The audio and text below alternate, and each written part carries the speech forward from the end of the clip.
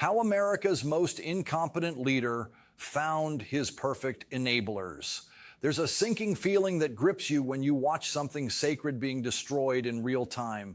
It's not anger exactly, it's not even disappointment. It's a profound, bone-deep sadness that leaves you wondering if the institutions you once believed in were ever truly strong, or if they were always just one bad actor away from total collapse. I've felt that sinking feeling every single day since Donald Trump took office.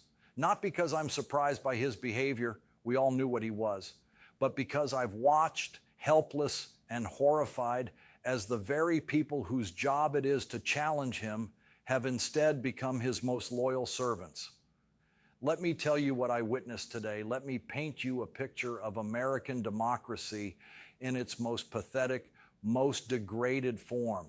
The impossible made real. You know what's truly terrifying? Fiction writers would have rejected this storyline as too absurd. Seriously, if you'd pitched this to a Hollywood producer 5 years ago, what if someone with the intellectual capacity of a spoiled teenager became president?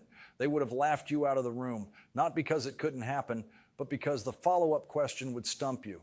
Okay, but how does he survive? How does he get through even one day without being exposed?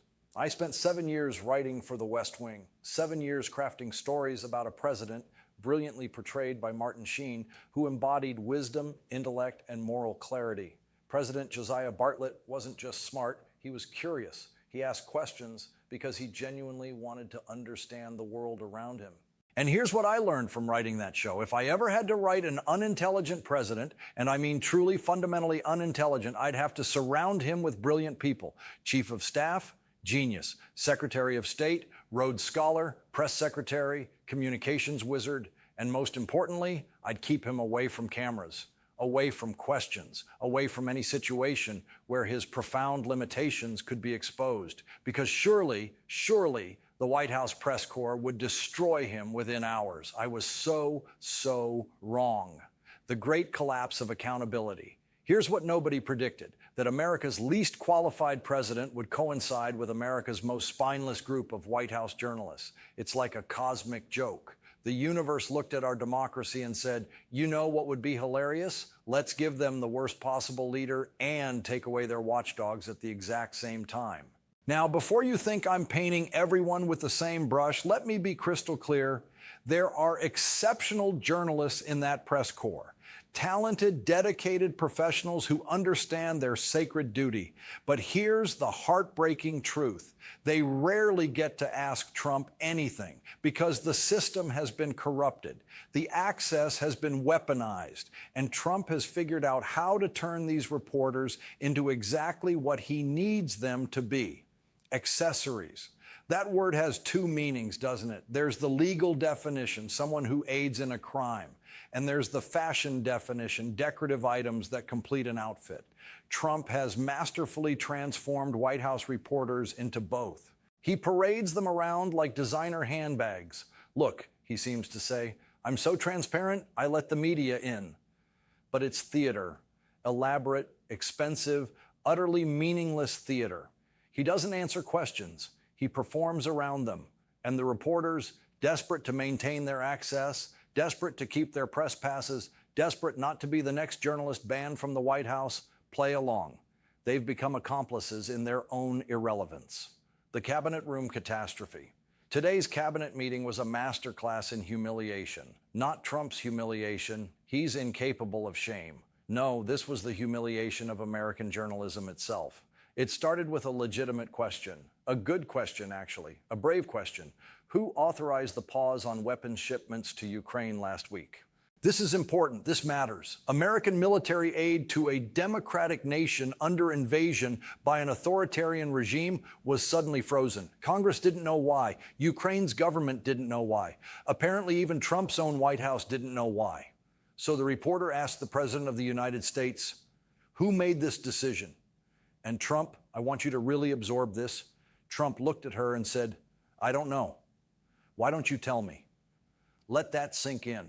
The President of the United States, the Commander-in-Chief, the man with access to more intelligence and information than any other human being on the planet, asked about a major foreign policy decision, and his answer was, "I don't know. Why don't you tell me?"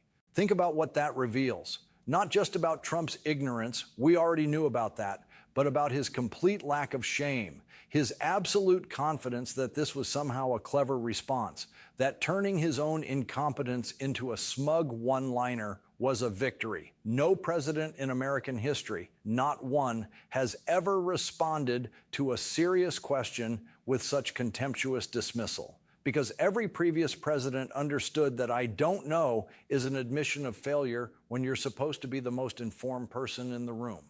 But Trump, he thought it was funny. He thought it was strong. The rescue operation, and here's where it gets even worse.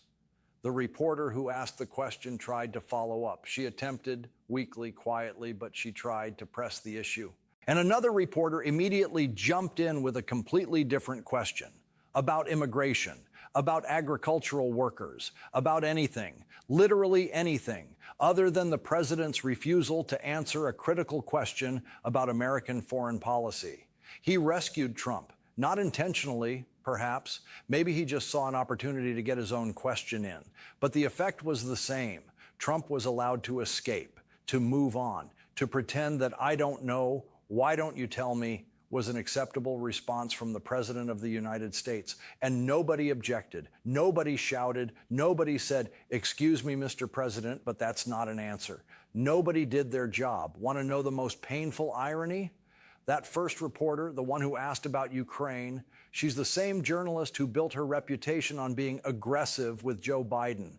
That's the word they always used: aggressive, tough, unrelenting. If Biden had tried to dismiss her with "Why don't you tell me?" she would have exploded. Her voice would have risen. She would have demanded forcefully and loudly that the president answer the question, because that's what journalists are supposed to do. But with Trump, silence, submission, acceptance. The rules have changed, and they changed them themselves. The tariff lies nobody challenges, but wait, there's more. Because Trump's cabinet room performance today wasn't just about Ukraine. It was also about tariffs. His favorite lie, his most successful deception, the one that the White House press corps has completely, utterly, catastrophically failed to challenge. Today, Trump said, and I'm quoting directly, "The tariffs, as you know, are starting to come in at record levels. Tremendous amounts of money are coming into our country." And not a single reporter corrected him. Not one. Here's what they should have said: "Mr. President, that's factually incorrect. Zero money is coming into the country from tariffs. Tariffs are paid by American companies in American dollars at American ports.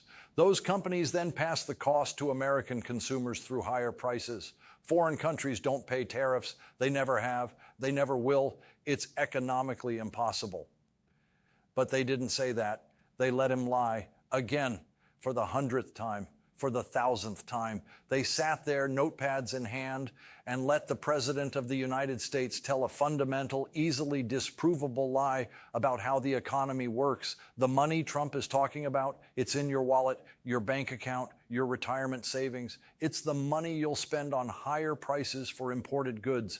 The money isn't coming into our country. It's already here. It's being transferred from ordinary Americans to the federal government through a hidden tax that Trump refuses to acknowledge. Every economist knows this. Every trade expert knows this. Every person who's studied tariffs for 5 minutes knows this. Apparently, the White House press corps doesn't know this. The history that never was, and if you thought the tariff lies were bad, buckle up, because Trump also decided to give everyone a history lesson today. A completely invented, utterly delusional, jaw-droppingly ignorant history lesson. According to Trump, and again, I'm quoting, "The Great Depression happened first, and then long after it started, they brought back tariffs to see if they could save it." This is, I don't even have words. It's so fundamentally, comprehensively wrong that it's hard to know where to start. The Smoot-Hawley Tariff Act was signed into law by Republican President Herbert Hoover in 1930. It was championed by 2 Republican legislators, Senator Reed Smoot and Representative Willis Hawley. Both chaired the committees with jurisdiction over tariffs. These tariffs didn't come after the Great Depression to save it. They came at the beginning and made it catastrophically worse. They're considered by virtually every historian and economist to be one of the primary causes of the Depression's severity and length. This is basic American history. This is taught in high school, and the President of the United States got it completely, embarrassingly backward. And the press corps, they said nothing. They didn't correct him. They didn't challenge him. They didn't even look confused. They just let it go. Joe Biden, on his worst day, sick with COVID, barely able to speak, would never have said something this historically illiterate. Because even in illness, Biden maintains a basic grasp of American history, but Trump can say it, and the so-called guardians of truth just nod along. Who's really smarter? Here's what gives me hope, though. Here's the silver lining in this disaster. The American people are smarter than their press corps. A recent poll shows that 81% of Americans are concerned about how tariffs will affect their personal finances. 81%. They understand, without a panel of experts, without a team of fact checkers, without special access to the White House, they understand that Trump's tariffs are going to cost them money. The people get it. They know that when prices go up on imported goods, they're the ones who pay. They know that Trump is lying when he says foreign countries are paying. They know because they're living it. They're seeing it in their grocery bills, their hardware stores, their monthly expenses. And they didn't need the White House press corps to explain it to them because the White House press corps didn't explain it.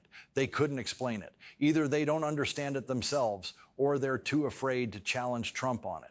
I'd bet everything I own that 81% of the White House press corps couldn't accurately explain how tariffs work. Not because they're stupid, they're not, but because they haven't done their homework. Because they've been too busy fighting for access, for FaceTime, for the chance to ask a question that won't be answered anyway. The question that haunts me.